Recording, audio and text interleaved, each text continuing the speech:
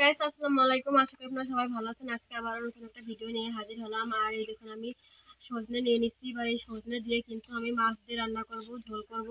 আগে আমি সজনের আঁশ ছাড়িয়ে ছোট ছোট করে কেটে নিব।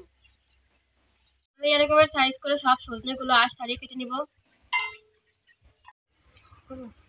তো এই দেখুন আমাদের সজনে কিন্তু আঁশ ছাড়িয়ে কাটা হয়ে গেছে। আর এর ভিতরে আমি ছোট সাইজের একটা আলু দিছি, আলু কেটে আর সজনে কিন্তু ভালোভাবে ধুয়ে নিছি। আর এখানে আমি 2 পিস পাঙ্গাস মাছ নিচ্ছি। এবার আমি এর ভিতরে লবণ আর হলুদ মাখিয়ে নেবো। আর আমি কিন্তু এই 2 পিস মাছ দিয়ে সজনে ঝোল করবো। একটা কড়াই বসিয়ে দিয়েছি আর আমি কিন্তু জাল ধরে নিচ্ছি। এবার এর ভিতরে পরিমাণ মতো সয়াবিন তেল দিয়ে দিব। আর এখানে আমি পেঁয়াজ কেটে রাখছি। এবার এই পেঁয়াজ দিয়ে আমি লাল লাল করে ভেজে ফোড়ানি উঠিয়ে নিব। আমাদের ফোড়ানি কিন্তু লাল লাল করে ভাজা হয়ে গেছে। এবার এগুলো আমি একটা বাটিতে নামিয়ে নিব। আমাদের কড়াইতে কিন্তু তেল আছে। এবার এর ভিতরে লবণ আর হলুদ দিয়ে মাখিয়ে রাখা 2 পিস পাঙ্গাস মাছ দিয়ে দিব। আর 2 পিস মাছই কিন্তু 2 পিস লাল লাল করে ভেজে একটা বাটিতে নামিয়ে নিব। এই দেখুন আমি কিন্তু মাছ ভেজে একটা বাটিতে উঠিয়ে নিছি। আর আমি কড়াইয়ের ভিতরে এবার অল্প পরিমাণে তেল দিয়ে দিব। গরম হয়ে গেছে। এবার আমি কাঁচামরিচ ফালি দিয়ে দিব। আর দিয়ে দেব অল্প পরিমাণে লবণ।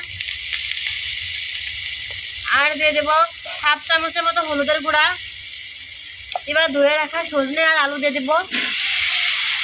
এবার এগুলো দিয়ে আমি ভালো করে কষিয়ে নেব। আমি কিছুক্ষণ সজনে আর আলু কষিয়ে নিচ্ছি। এবার এর ভিতরে অল্প পরিমাণে পানি দিয়ে দিব।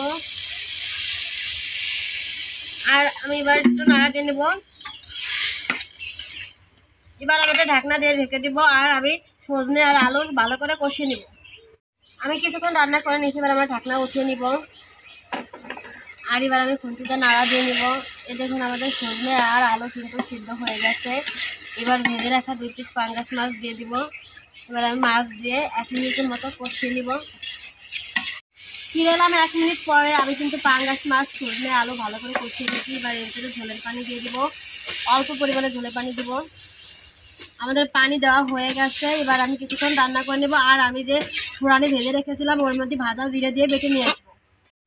এই দেখুন আমাদের তরকারিতে কিন্তু বলক আসছে। আর আমি এখানে ফোড়ানি কিন্তু বেটে আনছি। এবার এই বাটা ফোড়ানি কিন্তু আমি তরকারির ভিতরে দিয়ে দেবো।